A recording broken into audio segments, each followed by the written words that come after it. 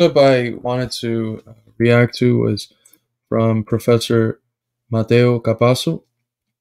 And this is a clip where he's pithily describing the process through which the imperialist West built itself up, a process rooted, of course, in colonialism, the transatlantic slave trade, and the most heinous forms of exploitation, oppression, and violence. Remember that quote from the end of Capital Volume 1.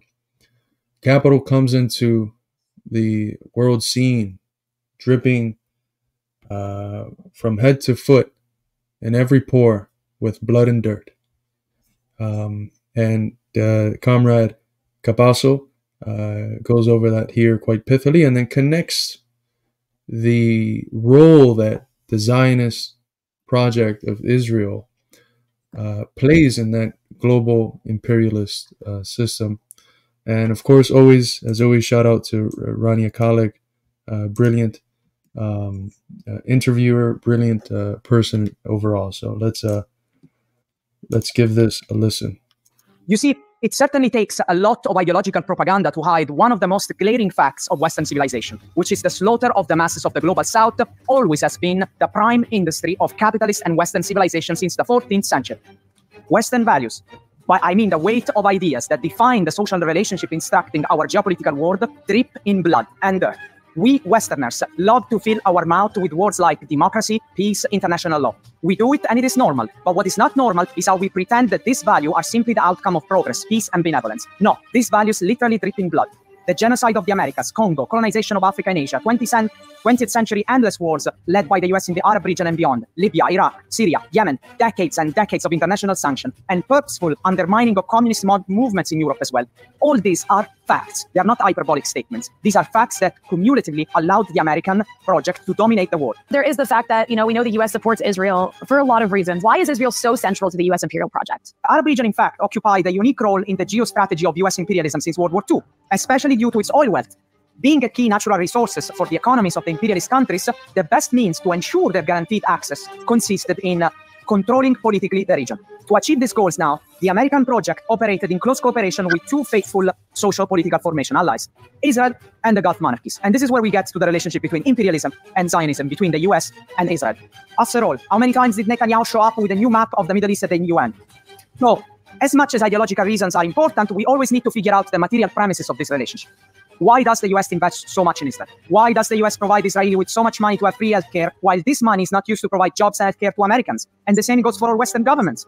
This aid, all this money to Israel, is an investment in militarism, in war. So as much as the liberation of Palestine is a struggle against US-led imperialism, on whose behalf Israel acts as a policeman, an attack on Israel is an attempt to undermine directly the core interests of the US and its allies in the region. And it is so important to understand this passage, because all of a sudden, what do you realize? That the Palestinians are not fighting the Jewish people. This is far from reality. The Palestinians, as per history's mandate, are facing a structure, an imperialist web, in which Zionism represents a fundamental cog. You see? Oof.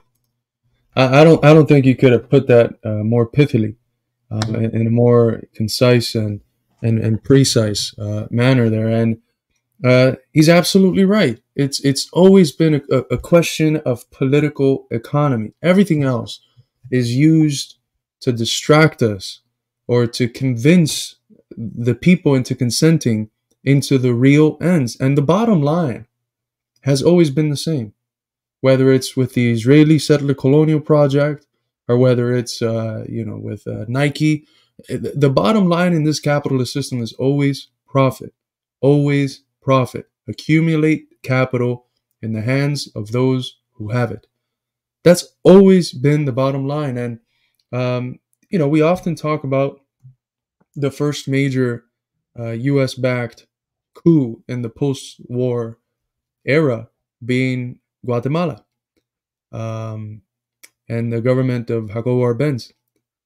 But before Jacobo Arbenz in 1954, there was Mossadegh in Iran in 1953. And that region, it's an extremely important region in terms of its oil wealth and other resources, and in terms of its geopolitical position as a sort of midpoint from the East and Asia and Eastern towards the West. So it's a fundamental part of the world that the imperialists have wanted to control and have done everything they can to control for a very long time. And that's why, we repeat these words. But it's important to understand what it means. What does it mean to say that Israel is a colonial outpost of U.S. imperialism in the Middle East? What does that mean? That Israel is the station out of which all of the operations that the U.S. wages in the Middle East, or most of them, a good chunk of them, it's the centerpiece, the foundation, the outpost, the place out of which the U.S. Can wage these operations and ensure that the interests of American imperialism are upheld in the region. And amazing how that class analysis for us is the guiding light, the ideological lighthouse in our family members in our class. And, we have a lot of work ahead of us as hopefully the unions will show, like, those who lord over us, those who chase the capital and their executive committee that defends their interests, the Bidens and the Anthony Blinkens, they're not going to stop this. It's only our class that can stop this.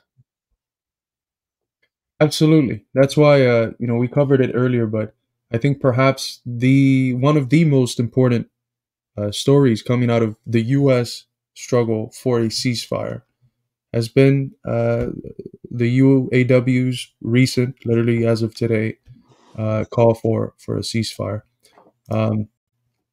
So that's that. The